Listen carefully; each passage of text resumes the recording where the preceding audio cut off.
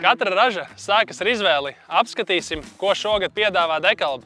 Latvijas tirgū jau labi zināmā un pārbaudītā puspundura hibrīdā šķirne DK Sequil ir piemērota ekonomiskai audzēšanai, tā ir maza augumā, viegli novācama ar izcilu veldes noturību un kā puspundura hibrīdā šķirne ar ļoti labu ziemcietību. Uz lauka redzams, ka neskatoties uz šķirnes mazo augumu, tā tāpat ļoti labi zarojas un pāksteņu masa ir diezgan liela. Šī šķirne rudenī attīstās lēni, tā ir piemērota agriem sējas termiņiem.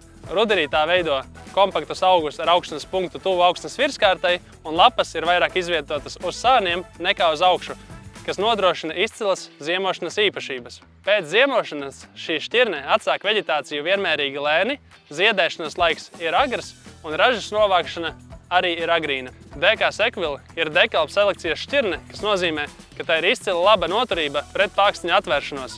Šo šķirni izvēlēsies tie zemnieki, kas audzē rapsi īpaši bargos ziemošanas apstākļos vai reģionos, kur ir daudz meža zvēri. Izvēlēs pārbaudīto un sēj ar pārliecību.